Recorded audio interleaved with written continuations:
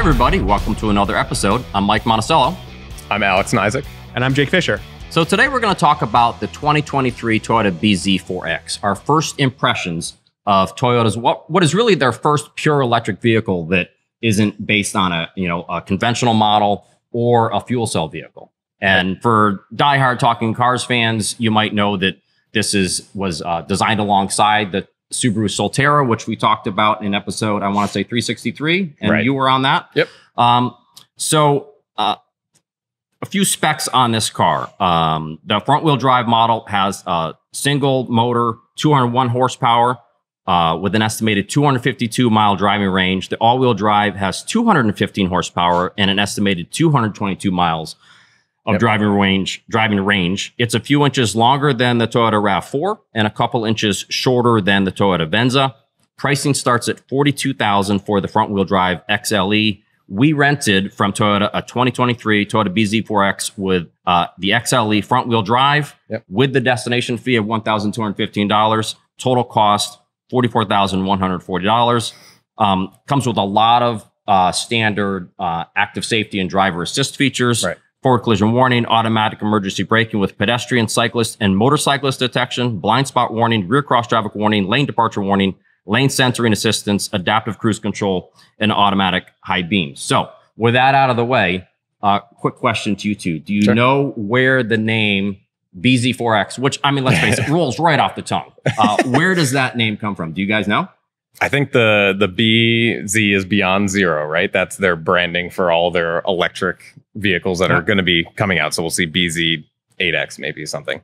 The 4X, I'm just going to assume, is got to do with the fact that it's an all-wheel drive crossover, maybe? That's my guess. Yeah, I have no idea. The Beyond Zero is exactly right. Okay. So you're right. We got that part. There's going to be multiple models coming under this umbrella bZ brand. You're exactly right. It means Beyond Zero. It has to do with zero emissions. Right. There are 6 other bZ models to be introduced by 2025. This is a major electrification process or program that Toyota, Lexus have going globally with 30 battery electric models coming. So let's talk about what it's like to drive. I know we already talked about it on the previous episode with the Subaru Solterra. This is a little different, just mostly because it's front wheel drive. That one only comes all wheel drive. But if you just look at this car on its own and you look at the specs, you might think, well, it might seem a little underpowered. So Alex, let's start with you. Sure. What is it like to drive? And those spec sheets, is that what really is the result in real life? Or is it a little better than what that sort of timid horsepower appears? Right. Yeah, I think it is a little bit better in real life. It makes pretty good use of the 200 horsepower that it has, but it does in some ways feel a little bit like a generation behind in some ways. Like the last generation of EVs that we saw, like the Bolt and the Kona EV, they're kind of in that ballpark, right? 200 horsepower. So it's much more similar to that than something like an Ioniq 5, right? So that's kind of where things are going. So this feels a little bit behind in that regard, but still, when you drive it, I thought it was pretty good. I mean, nothing remarkable about it necessarily, but it handles pretty well. It feels pretty tied down. You do feel the fact that it's got this big battery in the floor. The CG is pretty low. All those things kind of come through. Good thing is what you're saying. Yeah, right. That's one of the benefits of these electric vehicles is that it lowers the center of gravity of the car, right? Yeah, and even though it's only 200 horsepower, the thing with electric motors, it's nothing new here, but you get that torque instantly, right? Essentially, you push down the accelerator pedal and you get all the torque right away. So that helps make it feel a little more quick than maybe the numbers suggest. But being the front wheel drive model, it was pretty easy to spin the front tires, just like we saw with the Chevy Bolt. If you sitting at an intersection, you're going to make a right turn or a left turn, and you give it a little too much, it'll light those front tires up pretty good. One of the things I liked about it is that I agree with all those things. First of all, I think it's a pretty nice vehicle to just drive. Yeah, it is. But one thing we've noticed with hybrids for years now and full electrics is that the brakes sometimes have a nonlinear feel, and I thought they did a pretty good job here with them feeling pretty close to normal. A little bit of nonlinearity, from the regen braking as you're getting close to your stop. But beyond that, I thought it was pretty good. My two biggest gripes with this car, really, and this is the same that we had with the Subaru Solterra, is that it's got this really wacky driving position. In that it's got this sort of two-tiered, way that you look over. Normally with a steering wheel, you look through the steering wheel at the instruments. Here, they've made the instrument cluster much further away and higher. So now you actually, so the steering wheel feels lower. I don't know if it actually is, but it feels lower. So you're looking over the rim of the steering wheel at the gauges, which are way far away. And then it feels like you're also looking over an instrument cluster shroud that is both further away and higher. And so I just never got used to that. I don't like that. Yep. And the other thing is the rear seat, it really isn't that great. I mean, headroom's okay, but foot space is quite squished under the front seats. Yep. And because the seat is kind of low to the floor and isn't raked back much, you really have almost no leg support. So I think those are the two kind of issues I had with the car. Yeah. I mean, look, the car though is overall, it's practical. Packed with safety. It's not doing what some of the other electric cars are doing, which are basically this contest, right? I mean, it's like, oh, my 0 to 60 is 3 seconds, mine's 2.8, or the range, is 400, 420. So, I mean, it's trying to be just very practical. I mean, with again, Subaru and Toyota putting their heads together, I think reliability is something they're going to try to really tout. And for someone who's doesn't want to really take a chance on something. But still, when it comes to electric vehicles, what we always see is this is the opportunity to try something new, because by being an electric car, perhaps there's going to be early adopters and maybe they'll be more accepting of something different. So you talk about the gauge cluster. Right. I agree with you. It doesn't work for me. No. I like to have the steering wheel higher, and now I can only put it in one spot. Right. The one thing I will say about it, though, and Toyota, over the years, Toyota keeps on trying to deal with this one issue, which is, and it really has to do with older drivers, about focal length. Yeah. So if you're driving and you need to focus on your gauges that are really close to you, and then you have to look out, for a lot of people, that's hard to do. Right. I mean, not, spring chickens like, us, we don't have these problems. Yeah. Well, you might be having some problems at this point. But, so I think they're trying to do that. And we've seen it. Remember the Toyota Echo? They put the gauges in the middle of the thing. That's right. Yeah. And that was all about focal length. And this is another try. So who knows? If I was 75 or something, this might be actually kind of nice because I don't have to keep on refocusing close. Right. For me, though, not so much. But they didn't make my problem with that, and I like the idea and the theory definitely, but they didn't make the screen big enough. They put it way over there, but it's like the same icons that are on the screen. Yeah, it looks like they took a cluster screen they already had, on the shelf, and they just put it another 12 inches away. You're totally right. And they made the same mistake when they did it way back in the Toyota Echo. It's like, it's small. They use the same cluster. You got to use the opportunity to make the fonts big. And you got to commit to the idea. I think it's the right idea. They just didn't implement it as well as they could. That's right. Because you do want, like you said, you do want to be looking down the road, not necessarily down here. Jake, I wanted to talk. You touched on the range a little bit. Yeah. 220 to 250 miles. That seems behind the times. Now that we're learning how people charge their electric vehicles, most of them, the vast majority of them, charge them at home. Sure. Is it time to get past this? It only has 220, 250 miles of range, or is that still a huge deal? And is this a missed opportunity for them having the range kind of low? Well, it's going to be a different type of person who's looking for this vehicle, right? I mean, I feel, again, it's the numbers game, I mean, more better, right? Horsepower. I mean, horsepower wars are still around, right? It's got to be more horsepower. 300 horsepower is plenty to get you, get your license taken away, but 400 better, I guess. So, so I think it's part of that. I think for most people, I mean, we've known this for a long time. People aren't driving every day 250 miles or 300 miles. Yeah, right. What it really comes down to is the infrastructure. It's that one time that you've taken that trip. That's where having that larger battery pack is nice, that you're not concerned that much about, oh, what happens if I get to that station and that the charger's broke? Now I'm really messed up. So I think as the infrastructure gets better, there's more high-speed charging available, not such a big deal to have a smaller battery pack, because what that does, it's lighter, it's going to be more affordable. Yeah. So, but are we there yet? I don't know. I don't know if the infrastructure everywhere is really good enough to support that, where I'm not worried about having, that extra, what is talk about just that range anxieties. I got to keep on thinking about where I'm going to charge. As that improves, I think that's not going to be a problem. Right. Yeah. Let's also talk. An interesting thing has happened with Toyota, because they've sold enough, plug-in type vehicles. They're about to start losing their federal EV tax credit, which is you can get up to $7,500 in a tax credit when you buy an EV or a plug-in hybrid, you know, that has a large enough battery to qualify. And because Toyota has sold enough vehicles, and they're joining General Motors and Tesla, which have previously this has happened to them, it starts to get phased out, right? When they reach when they've sold more than 200,000 plug-in electric vehicles. So beginning October 1st, purchases will qualify to receive up to 50% of the federal tax credit, so $3,750. And then it decreases, and then by October 2023, it'll be completely phased out.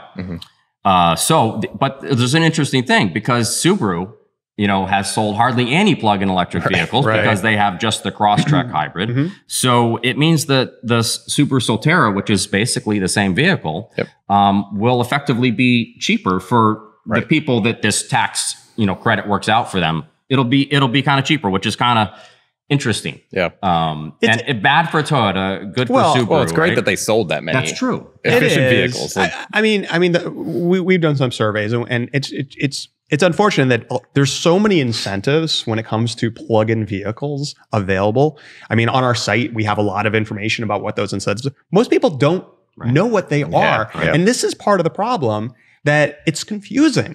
You know, oh, it is for, not for Toyota. Not what month is it? What time is it? You know, oh, is it half? And it's unfortunate that it's so confusing that you're right. Like these ultimately twin vehicles, one gets it, one doesn't. I mean, like it just makes it so confusing for consumers. And I think that in terms of this vehicle, the bZ4X and even the Solterra, that tax credit kind of puts it at a price where it starts to make sense, because the whole package, you're talking about the range and the power, it's kind of down on a lot of, it's on paper stuff, but it all adds up to a vehicle that's kind of not as competitive in some areas in terms of charging. You know, the DC fast charging, if you get the all-wheel drive model, is 100 kilowatts is what it can accept, which is, you know, 150 is kind of the norm. There are some that have more than that. Doesn't have the range, it doesn't have the power. So I think at the 44, starts at 42, right? Seems a little pricey for what you're getting, at least compared to what we, you know, see from Hyundai and compared to what's already out. So with that tax credit that was available or is available with the Solterra, I think that price point makes sense. Sub $40,000. Like, okay, I'll sacrifice some of those other things. Well, I mean, when you start talking about some of these numbers, and you're exactly right, it kind of makes you wonder, how serious is Toyota really about this? I mean, first of all, they're like, okay, we'll kind of work with Subaru on it, you know, one, but two, they're committed to hybrids, and they have so many really, really good hybrids. And they're also got their toe in the water when it comes to fuel cells, right? I mean, this is the second generation now of the Toyota Mirai. So it's like, I feel like they want to be in the game. They're like, okay, we're developing this too, but you know, it kind of makes you scratch your head. It's like, is this really what they believe the future is? Or is really, if you're going to buy a Toyota and you're worried about sustainability, you know, and you're worried about just saving money at the pump, wow, all those hybrids that are available, everything from Corolla Sienna, Highlander. Maybe the better choice. And I think, you know, a good indication of how not serious maybe they, or cautious they are, is the fact that it has regular door handles. It doesn't have the pop out door handles. Thank goodness for that. Thank goodness for that. It's a great thing. Definitely shows right? that That's they did not invest. They didn't really mean it. You know, you have to make really bad door handles if you're going to make an EV. They should know these things. Right. Do your market research. So they're definitely late to the game, no question about that. And I think you're right. It's because they were focused on hybrids, you know, and that's what they believed was. And you got to give them credit for how much effort they put into their hybrids and how good they made them over the years and how durable they've been. You know, so you can't fault them for that. So maybe it is a little, it might seem as though a weak initial effort. Maybe you could look at it that way, but I bet their next ones are going to be more on point, is my guess. But there is one other issue, and it's not necessarily a small issue, which is, let's talk about the wheels falling off. And I know I'm maybe exaggerating a little bit, or am I not exaggerating? There's been a recall related to bZ4X and the Super Solterra as well? Yeah, so it mostly applies to the bZ4X because they haven't actually delivered any Solterras yet, is my understanding. So they've delivered a couple hundred bZ4Xs, and so they're all being recalled. So only a few months after the launch of their first EV, it's not really a great look, I suppose, or adds to the durability image that Toyota has. But my understanding is just that something to do with the hub bolts or the lug nuts. If you drive the vehicle hard enough or in a certain way, they come loose and the wheel could fall off. but they're still investigating as to why. Thought maybe it was just a wheel torque issue or something, but could be something else. But yeah, so if you're one of the couple hundred people that have a bZ4X, yeah, you might not want to drive it until you get that fixed. It actually says owners are advised not to drive their vehicles until they are repaired. Like you said, the remedy is currently under development, and letters notifying the owners were mailed on June 27th, and a second letter will be sent out once the remedy is available. So it's kind of an odd way to start. Well, unfortunate. Yeah, I mean, first of all, wheels falling off car, no joke, right? Yeah, definitely not a joke. Something we should joke. But I will say, I mean, there's been a lot of recalls when it comes to EVs. There's a lot of new technologies from different cars, and I've said this before about Toyota. It's like when they finally do EVs, they're going to try to really get the reliability right and make sure that it's durable. Let's be clear. This is not a electrical. No, this is not an EV problem. It's irrelevant of the This is vehicle irrelevant of the EV. So I'm, hopefully they've done their homework when it comes to the EV stuff and the motors and all that stuff. I mean, we've heard other recalls from other manufacturers of batteries, catching fire and all these things. This is not what this is. This is very, very mechanical, and hopefully they've nipped it in the bud. Right. Yeah. Now, for those that don't know, typically we buy every important model that comes along and we put it through our full test program. But Jake, my understanding is we're not going to buy a bZ4X. Is that correct? Yeah. Well, I drove it. I was kind of bored by it. So I figured, why bother? No. Calling the shots. Look, we cover the market, right? I mean, we cover probably 99% of the markets. I mean, maybe a couple of Ferraris we're not doing. But the reason we're not buying it is because this really is a twin to the Subaru Solterra. It's the same car. I mean, other than one has an optional four-wheel drive and one doesn't. But just because, I mean, look, we purchase all the cars that we buy. We're doing this from, our members and the money that they spend. Thank you, everyone, for doing that. And we're just not going to waste the money because this is a twin. It's the same reason why we don't test necessarily like the GMC Sierra and the Chevy Silverado. They're basically twins, and we could give that information about both of the vehicles by testing one. And we would end up buying the all-wheel drive version anyway. So that differentiator, so that differentiator would be gone even if we did buy one. So okay. Well, let's move on to an audience question. Don't forget to send those questions, comments, 30-second video clips to talkingcars@icloud.com. We love the video questions, and today we have a video question from Davin in Franklin, Tennessee. Let's see what Davin has to say today. Hey, Talking Cars. I'm a young car enthusiast, and I've always kind of had this weird fascination with power folding mirrors. In fact, I already retrofitted some on my stick shift Subaru Crosstrek, and I'm actually doing the same thing on my mom's Sequoia. But I have to ask, I recently went to Europe, and it seems like every single car there has power folding mirrors. So why is that not the same way here? And I mean, even then, most cars here with power folding mirrors don't fold in when the car locks. It's quite a fascinating thing, so I just wanted to get your guys' thoughts there on why that's not more of a thing in America. Thanks. So there's a few, I mean, I got stuck just at, retrofitting mirrors and stick shift, Crosstrek. So I think there was something about, why power folding mirrors aren't so popular here. But Jake, can you field this question for us? First of all, I mean, just more power to you for modifying your car and modifying it, I should say, in a way, actually making the car better. I mean, there's so many people look, it may look cool when you got the wheels sticking out like that and they're on the ground, but you know what? They're not necessarily making it better. Yeah. That it's pretty cool. I mean, obviously he's getting JDM parts, Japanese domestic market parts, and putting them on his car. Very, very cool. The reason why we don't have it is because everything in America is bigger. I mean, it's really about size. And look, we have bigger parking spots. We have bigger roadways. It's just easier to get the vehicles around. I mean, I've driven in the streets of Kyoto and, they could get really narrow, and same thing in Europe too. So it's just about, getting the cars narrower. We do see some of those power folding mirrors on wider cars. Definitely. So it does make sense trying to get, that SUV in your garage, you need to fold them out. I actually really like that feature. I think even if the car isn't super wide, it makes it easier to get into a garage or tight spots. Also, we see this on some of the cars that it's kind of like a visual indication the car's locked. Right. So sometimes when the car locks, it'll fold the mirrors and you're like, oh, I locked it, which is kind of cool. Yeah. And Davin actually mentioned in his question there that he noticed that some cars with the feature, they don't lock or they don't fold when they lock the car. Right. So some do. And I've noticed just hopping in our new test cars and everything that a lot of them have that option, but it's off by default. So if you buy a car that has power folding mirrors, you might be able to go into the cluster and the center screen and toggle it on. I don't know why it's off by default, but I agree that it's a great little visual It also does seem like a lot of the German cars that we have here in the US, do that. Right. They naturally, you lock it and the mirrors actually do that, which makes sense because this happens a lot in Europe. So anyway, hope that answers your question, Davin. And that's going to do it for this episode. If you want to learn more about the cars and the vehicles we talked about, you can click on the links in the show notes. Don't forget to send those questions, comments, 30-second video clips to TalkingCars@iCloud.com. Thanks so much for watching, and we'll see you all next week.